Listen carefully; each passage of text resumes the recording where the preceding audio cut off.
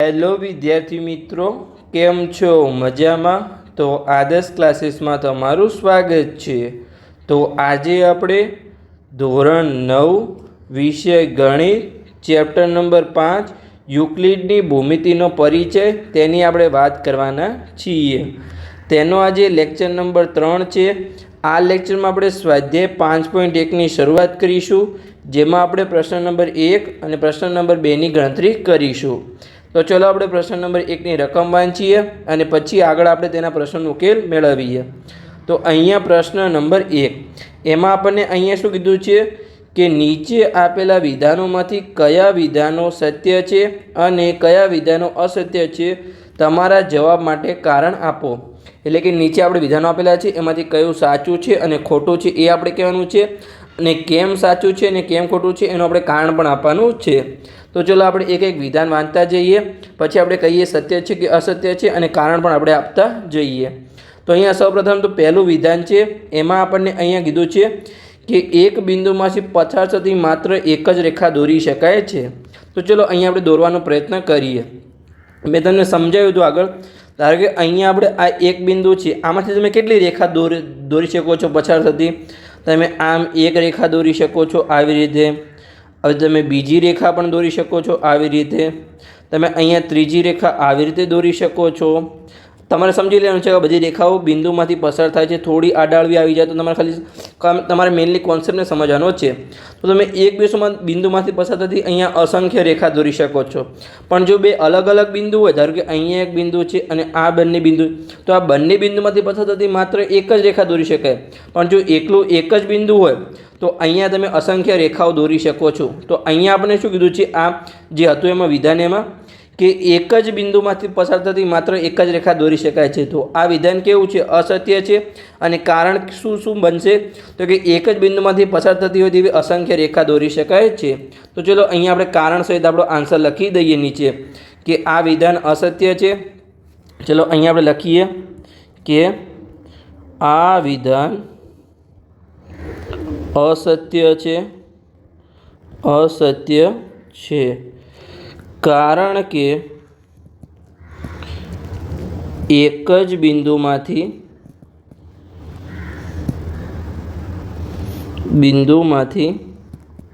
પસાર થતી અસંખ્ય રેખા દોરી શકાય છે। પસાર થતી અસંખ્ય રેખાઓ દોરી શકાય છે। તો આપણને પહેલા પ્રશ્નનો આન્સર પણ મળી ગયો કે વિધાન આપણું ખોટું છે, એટલે કે અસત્ય છે, અને આપણે કારણ પણ અહીંયા લખી દીધું છે। હવે આપણે બીજું વિધાન વાંચીએ। બીજું વિધાન મેં તમને હમણાં જ સમજાવી દીધું। બીજું વિધાનમાં અહીંયા આપણને શું કીધું છે કે બે ભિન્ન બિંદુમાંથી પસાર થતી અસંખ્ય રેખાઓ હોય છે। તો મેં તમને હમણાં શું કીધું કે બે ભિન્ન બિંદુ હોય તો એમાંથી કેટલી રેખા પસાર થશે? માત્ર એક જ રેખા પસાર થશે। ધારો કે અહીંયા આપણે બે ભિન્ન બિંદુ દોરીએ કે અહીંયા આપણું એક બિંદુ છે આવી રીતે, અને અહીંયા આપણું બીજું બિંદુ છે। તો આ બંને બિંદુમાંથી માત્ર એક જ રેખા પસાર થશે, બંને ભિન્ન બિંદુમાં। જો તમે એક બિંદુની વાત કરો તો અહીંયા તો અસંખ્ય રેખાઓ પસાર થશે એક બિંદુમાંથી। તો સમજ પડી ગઈ?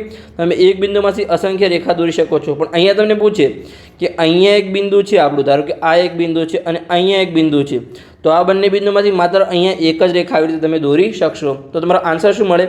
આ વિધાન અસત્ય છે, કારણ કે બે ભિન્ન બિંદુમાંથી પસાર થતી માત્ર અનન્ય રેખા દોરી શકાય છે। અનન્ય એટલે કે એક અને માત્ર એક। આ આપણે ક્યાં શીખ્યા હતા? તો જે આપણું સ્વયંસિદ્ધ સત્ય 5.1 છે એમાં આપણે શીખ્યા હતા। તો ચલો આપણો ફાઇનલ આન્સર અહીંયા આપણે લખી દઈએ કે આ વિધાન અસત્ય છે। આ વિધાન અસત્ય છે, એટલે કે આ વિધાન અસત્ય એટલે કે ખોટું છે, કારણ કે બે ભિન્ન બિંદુઓમાંથી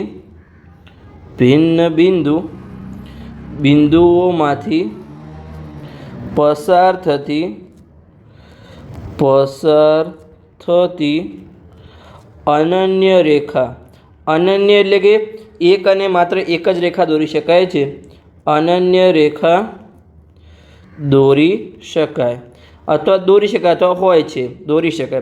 तो आपणे क्या शीख्या हता जे आपणुं स्वयंसिद्ध सत्य 5.1 हतुं मैं तमने शीखवाड्युं हतुं जे आपणी पूर्वधारणाओ पछी मैं इंट्रोडक्शनना लेक्चरमां तमने शीखवाड्युं हतुं। तो एमां मैं तमने कीधुं हतुं के बे अलग अलग बिंदु होय तो ए बंने वच्चे मात्र अहींया एक ज रेखा हशे। तो अहींया आपणे लखी दईए के आपणे क्या शीख्या हता तो स्वयंसिद्ध सत्य 5.1 में આપણે અહીંયા શીખ્યા હતા। સમજ્યા પડે કે તો તમને બીજા વિધાનનો પણ આન્સર મળી ગયો કે આ વિધાન ખોટું છે અને એનું આપણે કારણ પણ આપી દીધું। હવે આપણે આગળનું વિધાન જોઈએ। એમાં આપણને અહીંયા શું કીધું છે કે એક શાંત રેખાને બંને તરફ અનિશ્ચિત રીતે લંબાવી શકાય છે। तो आपणी जे पूर्वधारणा 2 हती कोनी पूर्वधारणा तो कि युक्लिडनी पूर्वधारणा 2 एमां आपणे शुं शीख्या हता शांत रेखा एटले कि शुं आपणो रेखाखंड छे। तो रेखाखंडने आपणे अनंत सुधी लंबावी शकीए छीए एवुं आपणे पूर्वधारणा 2 मां शीख्या हता। तो अहींया अनिश्चित रीते लंबावी शकाय एटले कि कोई लिमिट ना होय निश्चित कोई होय नहीं तो एने आपणे अनंत सुधी लंबावी शकाय ए ज अहींया आपणे कीधुं छे।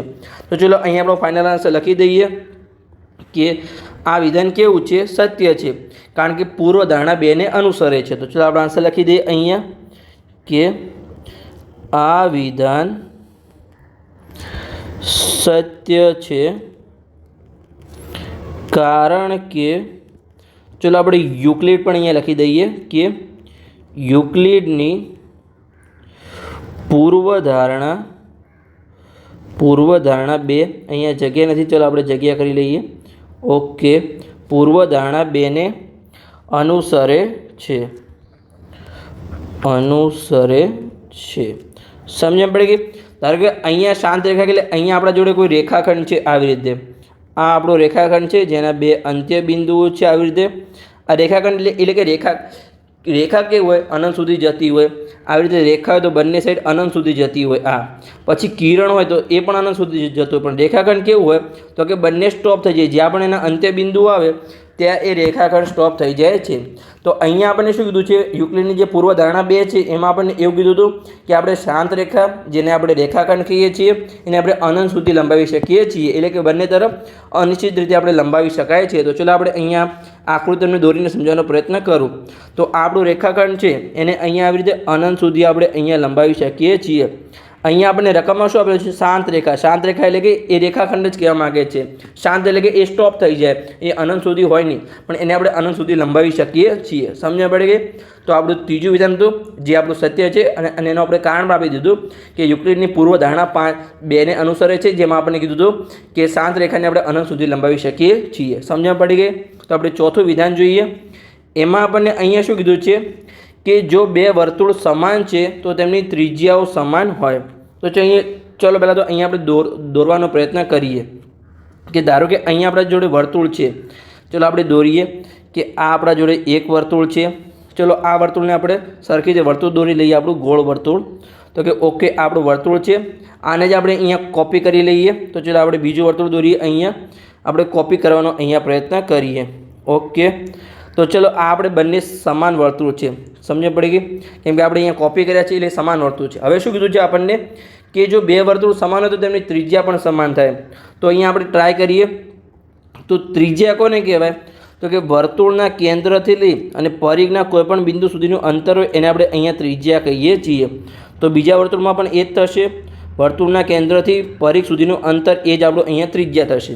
તો જો બંનેમાં એટલે આ વિધાન કેવું છે સત્ય છે। કેમ સત્ય છે તો કે જો વર્તુળ સમાન હોય તો એકબીજાને કેવા કરે છે અહીંયા જો આપણે ધારો કે અહીંયા આચ્છાદિત કરે છે। જો આપણે ટ્રાય કરીએ અહીંયા તો આ શું કરે છે એકબીજાને અહીંયા જો આચ્છાદિત કરે છે તો કે આચ્છાદિત કરે છે તો કે એની બધી જ વસ્તુ સમાન હશે એટલે કે જો એની ત્રિજ્યા પણ સમાન હોય પરિઘ પણ સમાન હોય વ્યાસ પણ સમાન હોય એટલે કે વર્તુળમાં જેટલી પણ વસ્તુ આવતી એ સમાન હોય કેમ કે બંને વર્તુળ સમાન છે તો એની અંદરની બધી વસ્તુઓ સમાન હોય।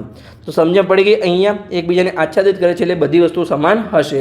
તો ચલો આપણો આન્સર લખી દઈએ અહીંયા કે આ વિધાન સત્ય છે। આપણો આન્સર અહીંયા લખવાનો પ્રયત્ન કરીએ કે આ વિધાન सत्य छे कारण के 2 वर्तुळ समान होय तो ते एकबीजाने આચ્છાદિત કરે છે, આચ્છાદિત કરે છે, જેથી તેના બધા જ માપ અથવા તમે પરિમાણ પણ કહી શકો છો, બધા જ માપ જેવા કે ત્રિજ્યા હોય, પરિઘ હોય, વ્યાસ હોય વગેરે સમાન હોય, વગેરે સમાન હોય. સમજ પડી ગઈ? તો આપણું જે ચોથા નંબરનું વિધાન હતું એનું પણ આપણે કહી દીધું કે વિધાન સત્ય છે અને આપણે કારણ પણ આપી દીધું કે જો બંને વર્તુળ સમાન હોય તો એકબીજા પર આચ્છાદિત થઈ શકે છે. એટલે એના જેટલા પણ માપ હોય એટલે જેટલા પણ પરિણામ હોય જેમ કે ત્રિજ્યા હોય, વ્યાસ હોય, પરિઘ હોય, બધું જ એનું સમાન થશે. સમજણ પડી ગઈ? તો હવે આપણે છેલ્લું વિધાન જોઈએ, 5મા નંબરનું વિધાન. એમાં આપણને અહીંયા શું કીધું છે? ચલો આપણે રકમ વાંચીએ અને પછી આપણે ઉકેલ મેળવવાનો પ્રયત્ન કરીએ. તો વિધાન નંબર 5 કે આકૃતિ 5.9 જે તમારી બુકમાં આપેલી છે અને અહીંયા મેં નીચે દોરવાનો પણ પ્રયત્ન કર્યો છે કે AB બરાબર PQ હોય અને PQ બરાબર XY હોય તો AB બરાબર XY થાય. તો અહીંયા આપણે શું કીધું છે કે જે આપણું પહેલાં તો જે AB છે, જે આપણો AB રેખાખંડ છે અને PQ રેખાખંડ છે એ બંને સમાન છે. પહેલાં આપણને AB અને PQ સમાન કીધું છે, પછી આપણને કીધું છે કે PQ છે એ XY ને સમાન છે. તો શું AB અને XY સમાન થાય? તો આ જે AB છે અને XY સમાન થાય તો અહીંયા જો ધારો કે અહીંયા આપણે ધારી લઈએ કે AB છે એ અહીંયા 5 મીટર હોય તો એ કોને સમાન છે? PQ ને સમાન છે. તો PQ કેટલું થશે? અહીંયા એ પણ 5 મીટર થશે. હવે PQ કોને સમાન છે? અહીંયા XY ને સમાન છે. તો XY પણ કેટલું થશે? અહીંયા 5 મીટર થશે. તો અહીંયા આપણે શું કીધું છે? તો કે શું AB અને XY સમાન થાય? તો કે હા સમાન થાય, કેમ કે બંને અહીંયા 5 મીટર છે. અને જે આપણું સ્વયંસિદ્ધ સત્ય 1 હતું એમાં આપણને શું કીધું હતું કે જો કોઈ પણ વસ્તુ હોય જે એક જ વસ્તુને સમાન હોય તો એ બંને વસ્તુ પણ એકબીજાને સમાન થશે. જેમ કે અહીંયા જો આ જે AB છે એટલે કે આ AB છે એ પણ અહીંયા PQ ને સમાન છે અને XY છે એ પણ અહીંયા PQ ને સમાન છે. તો AB અને XY બંને એકબીજાને સમાન થશે. તો ચલો આપણે અહીંયા કારણ સાથે લખી દઈએ કે આ વિધાન સત્ય છે. અહીં જે સ્વયંસિદ્ધ સત્ય 1 છે એમાં અહીંયા આપણે દર્શાવ્યું તો કારણ સહિત આપણે આન્સર આપીએ. ચલો લખી દઈએ અહીંયા કે આ વિધાન સત્ય છે. આપણે સરખી જ લખી દઈએ કે સ્વયંસિદ્ધ 1 અનુસાર સત્ય છે. સ્વયંસિદ્ધ સત્ય 1 અનુસાર સત્ય છે, કારણ કે અહીં AB અને XY એક જ વસ્તુ PQ ને સમાન હોવાથી સરખી જ લખી દઈએ અહીંયા આપણે કે સમાન હોવાથી AB અને XY પણ સમાન થાય. એટલે કે AB બરાબર XY. સમજણ પડી ગઈ?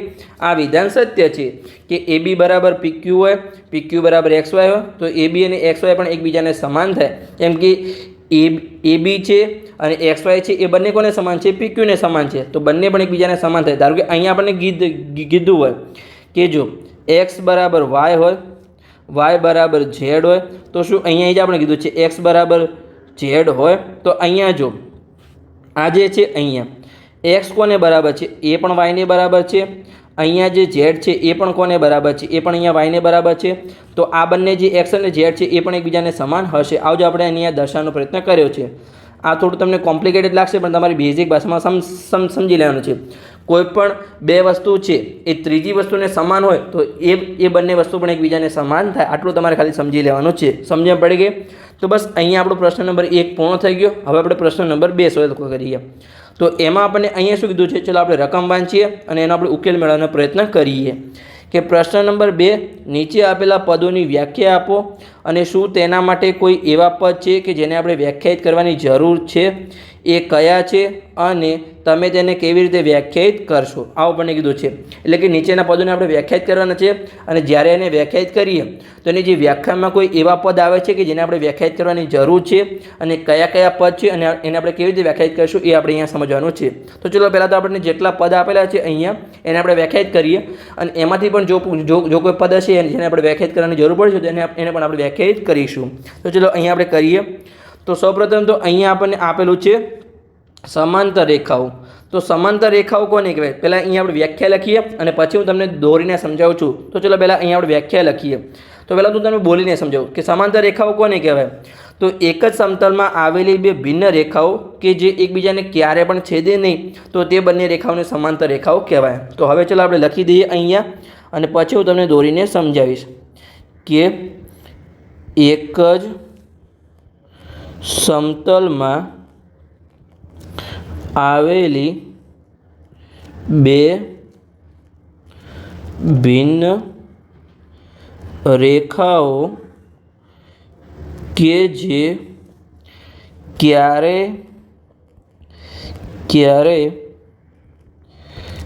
એકબીજાને છેદે નહીં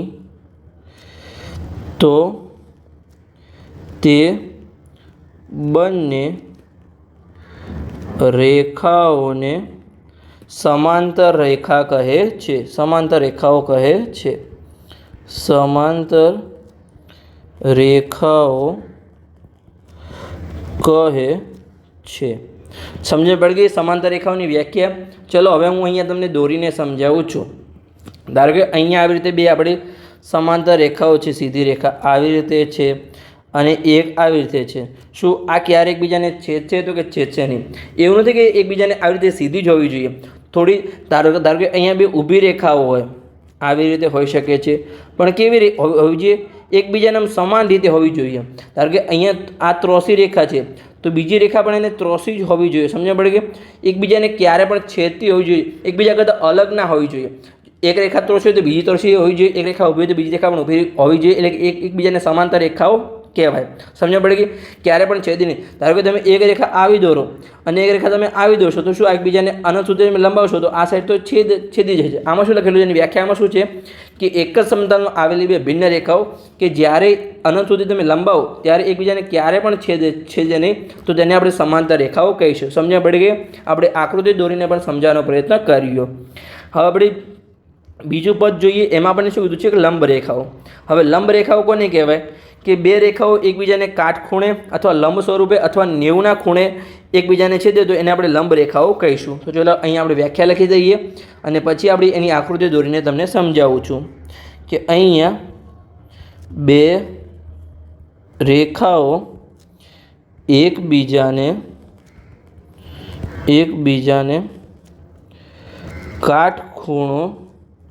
કાટખૂણે એટલે કે અહીંયા કૌંસમાં લખી દઈએ આપણે 90° ખૂણે છેદે તો તે બંને રેખાઓને લંબ રેખાઓ કહે છે. રેખાઓને લંબ રેખાઓ કહે છે. સમજ પડે કે કાટખૂણે હોય, લંબ સ્વરૂપે અથવા 90ના ખૂણે હોય. ચલો અહીંયા આપણે દોરીએ. ધારો કે આ આપણી એક રેખા છે, બીજી રેખા એને આવી રીતે 90° ખૂણે છેદે એટલે કે આ જ્યાં છેદે તે આપણે કેટલાનો ખૂણો બનાવવાનો, અહીંયા આપણે 90° ખૂણો બનતો હોવો જોઈએ. તો આ બંને રેખાઓને કેવી કહેવાય, અહીંયા લંબ રેખાઓ કહેવાય. સમજણ પડી ગઈ. તો અહીંયા જો આ જે પહેલી વ્યાખ્યા આપી, આપણે પહેલાં પ્રશ્ન શું હતો કે નીચે આપેલા પદોને વ્યાખ્યાયિત કરો અને શું તેના માટે કોઈ એવા પદ છે કે જેને આપણે વ્યાખ્યાયિત કરવાની જરૂર છે તો એ કયા છે અને એને તમે કેવી રીતે વ્યાખ્યાયિત કરશો. તો આપણે પહેલાં તો જે પદો આપેલા છે એને વ્યાખ્યાયિત કરવાનું છે અને એમાંથી પણ એવા કેટલાક પદો આપણે શોધવાના છે કે જેને આપણે વ્યાખ્યાયિત કરી શકીએ. તો ચાલો આપણે શોધીએ. અહીંયા તો જે પહેલી વ્યાખ્યા આપી હતી સમાંતર રેખાઓ, એમાં આપણે અહીંયા આપણે સમતલને વ્યાખ્યાયિત કરીશું, પછી અહીંયા આપણે રેખાઓને વ્યાખ્યાયિત કરીશું. આ આપણું બે છે જેને આપણે વ્યાખ્યાયિત કરવાની જરૂર છે. પછી જે આપણે લંબ રેખાની વ્યાખ્યાઓ આપી એમાં અહીંયા આપણે કાટખૂણો છે એને આપણે વ્યાખ્યાયિત કરવાનો પ્રયત્ન કરીશું. સમજ પડી ગઈ? તો ચલો આપણે આગળના પદોની આપણે અહીંયા વ્યાખ્યા આપવાનો પ્રયત્ન કરીએ અને એમાંથી પણ જો કોઈ પદ હોય તેને આપણે વ્યાખ્યાયિત કરવાનો પ્રયત્ન કરીશું. આ બધાને આપણે પાછળથી વ્યાખ્યાયિત કરીશું. હાલ ખાલી આપણે એને હાઇલાઇટ કર્યા છે, પછી આપણે વ્યાખ્યાયિત કરીશું. ચલો ત્રીજું છે આપણું અહીંયા રેખાખંડ. તો રેખાખંડની વ્યાખ્યા શું છે કે બે અંત્યબિંદુ ધરાવતા રેખાના ભાગને આપણે રેખાખંડ કહીશું. તો ચલો આપણે લખી દઈએ અને પછી આપણે આકૃતિ દોરીને સમજાવું છું કે અહીંયા બે અંત્યબિંદુ ધરાવતા રેખાના ભાગને રેખાખંડ કહે છે. રેખાખંડ કહે છે. તો ચલો હવે અહીંયા તમને આકૃતિ દોરીને સમજાવું છું કે ધારો કે આપણા જોડે આ કોઈ રેખા છે. તો હવે અહીંયા આવી રીતે કોઈ રેખાના બે અંત્યબિંદુ હોય તો આ જે ભાગ છે એને આપણે શું કહીશું? અહીંયા રેખાખંડ કહીશું. એટલે કે ચલો આપણે હું તમને સમજાવું છું કે આટલો જે ભાગ છે એને આપણે રેખાખંડ કહી શકાય. કેમ કે શું છે, આ જે રેખા છે અહીંયા બે અંત્યબિંદુ ધરાવે છે, એટલે કે આટલા ભાગને આપણે રેખાખંડ કહીશું. રેખાખંડને આપણે કેવી રીતે દર્શાવી શકીએ? આ રેખાખંડ હોય અને એને છેલ્લે બે બિંદુ હોય, એટલે આપણે અંતમાં બિંદુ આપણે સ્વયંસિદ્ધ સત્ય શીખ્યા હતા કે છેલ્લે એને અંતમાં બિંદુ હોય છે જેને આપણે અંત્યબિંદુ કહીએ છીએ. તો આ ભાગને આપણે રેખાખંડ કહીએ છીએ. આપણે એની વ્યાખ્યા કેવી રીતે દર્શાવી શકાય કે બે અંત્યબિંદુ ધરાવતા રેખાના ભાગને આપણે રેખાખંડ કહીશું. સમજણ પડી ગઈ? હવે આપણે આગળનો ભાગ જોઈએ. એમાં આપણે શું કીધું છે પદ કે વર્તુળની ત્રિજ્યા. તો વર્તુળની ત્રિજ્યાની વ્યાખ્યા આપણે કેવી રીતે દર્શાવી શકીએ કે જે વર્તુળનું કેન્દ્ર છે, આ ધારો કે આપણે વર્તુળ દોરીએ અહીંયા કે આ આપણું વર્તુળ છે. વર્તુળના કેન્દ્રથી આ જે પરિઘનો ભાગ છે, આ જે કિનારી છે પરિઘનો ભાગ, ત્યાંના કોઈ બિંદુ સુધીનું અંતર હોય તો એને આપણે અહીંયા ત્રિજ્યા કહીએ છીએ. એટલે કે વર્તુળના કેન્દ્રથી લઈ અને પરિઘ પરના કોઈ બિંદુ સુધીનું અંતર હોય એને આપણે ત્રિજ્યા કહીએ છીએ. સમજણ પડી ગઈ? તો ચાલો આપણે વ્યાખ્યા લખી દઈએ સરખી રીતે અને પછી આપણે આની આકૃતિ દોરીશું. તો પહેલાં આપણે અહીંયા વ્યાખ્યા લખીએ કે વર્તુળના કેન્દ્રથી વર્તુળના પરિઘ પર રહેલા કોઈ બિંદુ વચ્ચેના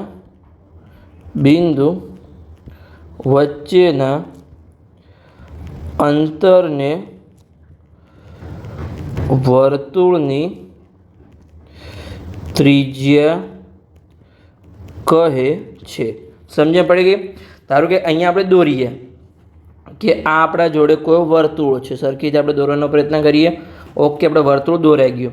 હવે અહીંયા આપણે લઈએ કે આપણા જોડે આ કોઈ વર્તુળનું કેન્દ્ર છે. ચાલો આપણે વચ્ચે લઈ લઈએ કે આ વર્તુળનું કેન્દ્ર છે અને આ જે બોર્ડરવાળો ભાગ છે આને આપણે શું કહીએ છીએ? વર્તુળનો પરિઘ કહીએ છીએ. તો ત્યાંનું કોઈ ધારો કે અહીંયા આપણું એક બિંદુ છે, આ બિંદુ. તો વર્તુળના કેન્દ્રથી વર્તુળના પરિઘ પરના કોઈ બિંદુ વચ્ચેનું અંતર હોય તો એને આપણે શું કહીએ છીએ? અહીંયા ત્રિજ્યા આર કહીએ છીએ. સમજ પડી ગઈ? તો આપણે આકૃતિ દોરીને પણ સમજાવી દીધું. હવે આપણે છેલ્લું પદ જોઈએ અહીંયા, જેમાં આપણને શું કીધું છે? ચોરસ. તો ચોરસની વ્યાખ્યા શું હોય કે જે ચતુષ્કોણની ચારે બાજુઓ અને ચારે ખૂણા સમાન હોય, સમાન એટલે કે એકરૂપ હોય, એકબીજાને સમાન હોય, તો તેને આપણે તેવા ચતુષ્કોણને આપણે ચોરસ કહીશું. તો ચલો પહેલાં આપણે લખી દઈએ અને પછી આપણે એની આકૃતિ દોરીશું કે જે ચતુષ્કોણની ચારે બાજુઓ અને ચારે ખૂણા સમાન હોય તો તેવા ચતુષ્કોણને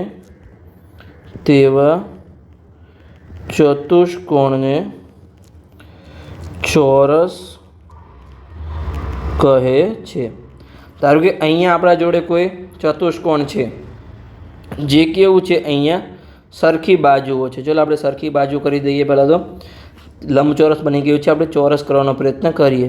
તમારે સમજી લેવાનું છે અહીંયા દરેક બાજુ સમાન છે.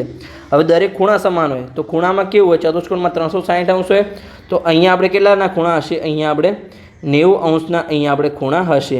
તો કે આ ખૂણો પણ આપણે 90 અંશનો છે, આ ખૂણો પણ 90 અંશનો છે, આ ખૂણો પણ 90 અંશનો અને આ ખૂણો પણ 90 અંશનો. એટલે કે અહીંયા ખૂણા પણ સમાન છે અને બધી ચારે બાજુ પણ સમાન છે, એટલે કે આ ચતુષ્કોણને કેવું કહેવાય? આપણે અહીંયા ચોરસ કહીશું. સમજ પડી? આપણે વ્યાખ્યા આપી દીધી. હવે અહીંયા આપણે આ પદોને તો જે આપેલા હતા એને તો આપણે વ્યાખ્યાયિત કર્યા, પણ એમાંથી પણ વ્યાખ્યામાં પણ કેટલા આપણે પદો વ્યાખ્યાયિત કરવાની જરૂર છે એ પદોને આપણે વ્યાખ્યાયિત કરવાના છે. આપણે રકમમાં એવું કીધું હતું. તો કયા કયા પદો છે? જો પહેલાં તો અહીંયા આપણે જે સમાંતર રેખાઓની વ્યાખ્યા હતી એમાંથી આપણે સમતલ લીધું, પછી રેખાઓ લીધી જેને આપણે વ્યાખ્યાયિત કરવાની જરૂર છે. પછી આપણે જે લંબ રેખાઓ હતી એમાંથી આપણે કાટખૂણો લીધો. પછી આગળ આપણે જોઈએ તો કે રેખાખંડમાં કોઈ પણ નથી, આપણે બિંદુને વ્યાખ્યાયિત કરવાનું છે પણ બિંદુ આગળ આવે જ છે. આગળ આપણે જોઈએ કે વર્તુળની ત્રિજ્યા, તો એમાં જો જોઈએ તો આપણે અહીંયા વર્તુળના કેન્દ્રને વ્યાખ્યાયિત કરવાની જરૂર છે. પછી આપણે જોઈએ અહીંયા તો કે પરિઘને વ્યાખ્યાયિત કરવાની જરૂર છે. પછી અહીંયા બિંદુને પણ વ્યાખ્યાયિત કરવાની જરૂર છે. પછી આગળ આપણે જોઈએ આમાંથી બીજું કોઈ છે નહીં. પછી ચોરસ છે, તો ચોરસમાં આપણે ચતુષ્કોણને પણ વ્યાખ્યાયિત કરવાની જરૂર છે. તો ચલો આ પદોને આપણે વ્યાખ્યાયિત કરીએ. તો નીચે આપણે લખી દઈએ કે આટલા પદોને વ્યાખ્યાયિત કરવાની જરૂર છે અને એની આપણે અહીંયા વ્યાખ્યા લખીએ. કેમ કે રકમમાં આપણે કીધું હતું કે રકમમાં શું કીધું? ફરીથી વાંચો, તમને કદાચ કન્ફ્યુઝન થશે કે કેમ ફરીથી આટલા પદોની તો વ્યાખ્યા આપી પણ બીજા વધારાના પદોની વ્યાખ્યા આપે. વાંચો, રકમને ફરીથી વાંચો ને સમજવાનો પ્રયત્ન કરો કે નીચે આપેલા પદોની વ્યાખ્યા આપો. આટલું આપણે થઈ ગયું, એ તો આપણે વ્યાખ્યા આપી. શું તેના માટે કોઈ એવા પદ છે કે જેને વ્યાખ્યાયિત કરવાની જરૂર છે? એ કયા છે અને એને તમે કેવી રીતે વ્યાખ્યાયિત કરશો? સમજ પડી ગઈ? તો એમાં પણ એવા કેટલાક પદો તમે શોધો કે જેને વ્યાખ્યાયિત કરવાની જરૂર છે અને કયા કયા પદ છે અને એને તમે કેવી રીતે વ્યાખ્યાયિત કરશો. તો ચાલો આપણે પહેલાં પદો લખીએ કયા કયા પદો છે અને પછી આપણે એની પણ વ્યાખ્યા આપણે લખીએ. તો કયા કયા પદો હતા અહીંયા આપણું?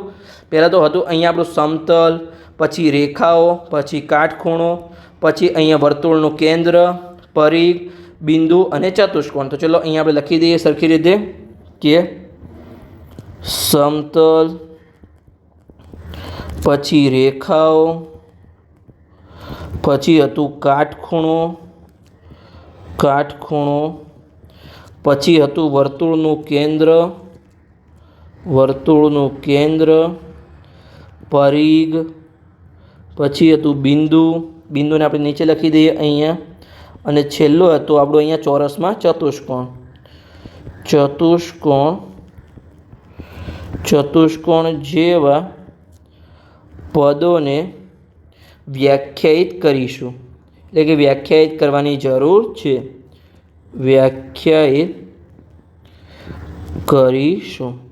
તો અહીંયા જો હવે જે આપણે આ જે પદોને વ્યાખ્યાયિત કરવાની જરૂર છે એમાં પણ કેટલા પદો અવ્યાખ્યાયિત પદો છે. જેમ કે અહીંયા તમને પૂછે કે 2ને તમે કેવી રીતે લખી શકો? તો આવી રીતે જ લખાય. પછી એની કોઈ વ્યાખ્યા ના હોય. તમને પૂછે કે 2 અને 2 કેટલા થાય? તો 4 જ થાય. પછી એને કોઈ વ્યાખ્યાયિત કરવાની જરૂર નથી. એ તમારે સમજી લેવાનું, એ તમારે ધારી લેવાનું છે. તો આમાં પણ કેટલાક પદો છે જેને આપણે વ્યાખ્યાયિત કરવાની જરૂર નથી, એ અવ્યાખ્યાયિત છે. તો કયા કયા પદો છે? તો ચલો એને આપણે અહીંયા હાઇલાઇટ કરીને તમને બતાવું છું. પહેલાં તો સમતલ કેવું હોય? તો કે જે સપાટી હોય એને આપણે સમતલ કહીએ છીએ. પછી રેખા, તો રેખા એને આવી રીતે દોરી શકાય, કોઈની વ્યાખ્યા ના હોય તો રેખા છે. પછી આપણે બિંદુ, તો બિંદુને શું કહીએ છીએ? આપણે જે પોઈન્ટ, જે આવું બિંદુ હોય એને આપણે પોઈન્ટ કહીએ છીએ, આવી રીતે એને દર્શાવી શકીએ છીએ. તો એને એટલા પદો આપણે અવ્યાખ્યાયિત છે. ચાલો આપણે લખી દઈએ કે આ આપણા 3 પદો અવ્યાખ્યાયિત છે અને બીજા પદોને આપણે અહીંયા વ્યાખ્યા લખીશું. તો ચાલો આપણે લખી દઈએ અહીંયા કે સમતલ, રેખા અને બિંદુ અવ્યાખ્યાયિત પદો છે.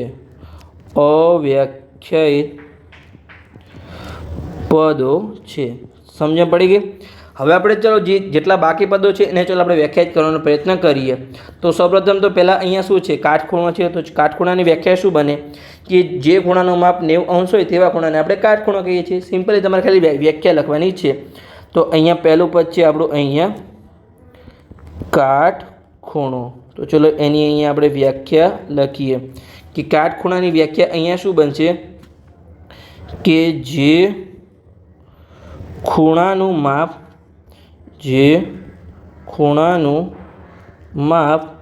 90 અંશ હોય તેવા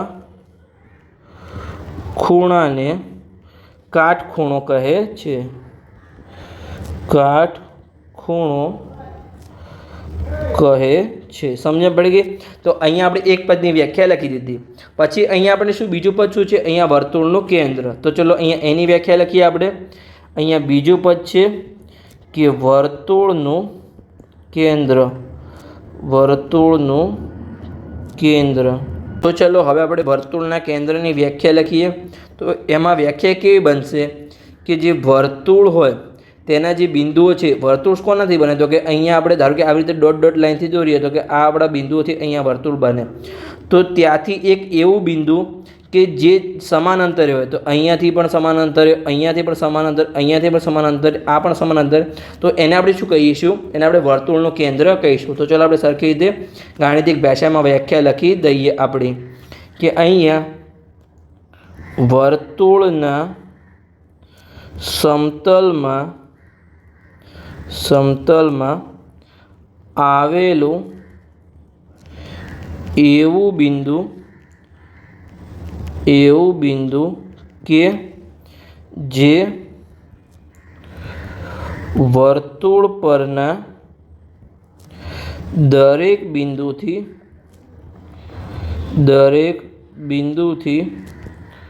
સમાન અંતરે આવેલ હોય તેવા બિંદુને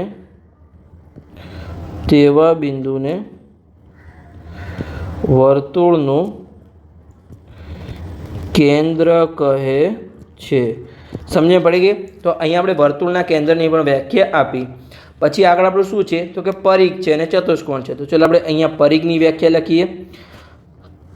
તો અહીંયા આપણે ત્રીજું છે અહીંયા પરિઘ। તો ચલો એની આપણે વ્યાખ્યા લખીએ। તો વર્તુળના પરિઘની વ્યાખ્યા શું છે? તો કે વર્તુળની જે પરિમિતિ હોય એને આપણે વર્તુળનું પરિઘ કહીએ છીએ। કેમ કે પરિઘ કોને કહીએ છીએ? ધારો કે આ વર્તુળ છે તો અહીંયા વર્તુળનું અંતર કેટલું છે? તો એને આપણે પરિમિતિ શોધવી પડે। તો આ શું છે? એ જ આપણું અહીંયા પરિઘ છે। સમજણ પડી ગઈ? પરિઘ એ જ આપણું પરિમિતિ। તમને પૂછે કે વર્તુળનું પરિઘ એટલે કે જે વર્તુળનું અંતર હોય કોરમોર, એને જ આપણે અહીંયા પરિઘ કહીએ છીએ। તો ચલો અહીંયા આપણે વ્યાખ્યા લખીએ કે જે વર્તુળની પરિમિતિને પરિઘ કહે છે। એટલે કે વર્તુળની જે પરિમિતિ હોય એને જ અહીંયા પરિઘ કહીએ છીએ આપણે। સમજણ પડી ગઈ? પછી આપણે છેલ્લી વ્યાખ્યા છે અહીંયા શું છે? ચતુષ્કોણ છે। તો ચાલો આપણે ચતુષ્કોણની વ્યાખ્યા લખી દઈએ અહીંયા ચતુષ્કોણ। તો ચતુષ્કોણની વ્યાખ્યા શું બનશે અહીંયા કે એક જ સમતલમાં આવેલી એવી આકૃતિ કે જેને 4 ખૂણાઓ હોય અને 4 બાજુઓ હોય, પણ કેવી હોય? એ બંધ બાજુઓ હોય। સમજણ પડી ગઈ? એટલે કે બંધ આકૃતિ હોય। તો ચલો અહીંયા આપણે દોરવાનો પ્રયત્ન કરીએ કે ચતુષ્કોણ કેવું હોય। તો જે આપણું ચોરસ છે એને પણ આપણે ચતુષ્કોણ કહીએ છીએ, કેમ કે આપણે એમાંથી જ તો આપણે અહીંયા આ વ્યાખ્યાયિત કરવાનું છે। પછી જે લંબચોરસ હોય એને પણ અહીંયા આપણે ચતુષ્કોણ કહીએ છીએ। હવે લંબચોરસમાં કેવું હોય? ભલે ખૂણાઓ સમાન હોય 90 અંશના અહીંયા, પણ કેવું હોય? સામસામેની બાજુઓ ખાલી સમાન હોય, ચારે બાજુઓ સમાન હોય નહીં, તો એને પણ આપણે ચતુષ્કોણ કહીશું। હવે ચતુષ્કોણ એવું ના આમ પણ હોય, એક ખૂણો નાનો હોય, એક મોટો હોય, ગમે તે રીતે હોય, ત્રાસો હોય, અહીંયાથી ધારો કે એક આમ જતો હોય તો એક અહીંયા આમ પણ જતો હોય, આને પણ અહીંયા આપણે ચતુષ્કોણ કહીશું। સમજ પડી ગઈ? બંધ આકૃતિ હોય જેને 4 બાજુઓ હોય અને 4 ખૂણા હોય। સમજ પડી ગઈ? તો એને આપણે સિમ્પલી ચતુષ્કોણ કહીએ છીએ। તો ચલો આપણે અહીંયા વ્યાખ્યા લખી દઈએ સિમ્પલી। અહીંયા આપણે રફકને રિમૂવ કરી દઈએ। તો ઓકે કે એક જ સમતલમાં આવેલી 4 ખૂણાઓ ધરાવતી 4 ખૂણાઓ અને 4 બાજુ એટલે કે ખૂણાઓ અને બાજુઓ ધરાવતી બંધ આકૃતિને ચતુષ્કોણ કહે છે। ચતુષ્કોણ કહે છે। સમજણ પડી ગઈ સિમ્પલી? તો આપણે પહેલાં જે ઉપરના પદો જે આપણને આપેલા હતા રકમમાં એને વ્યાખ્યાયિત કર્યા, એમાંથી આપણે બીજા પદોને વ્યાખ્યાયિત કર્યા। તો બસ અહીંયા આપણો લેક્ચર પૂર્ણ થઈ ગયો। લેક્ચર સારો લાગ્યો હોય તો ચેનલને સબસ્ક્રાઈબ કરો અને તમારા મિત્રોને પણ વિડીયો શેર કરો તો એમને પણ સરળ ભાષામાં ગણિત શીખવા મળે। તો આગળ હવે આપણે પ્રશ્ન નંબર 3થી આગળની શરૂઆત કરીશું આગળના લેક્ચરમાં।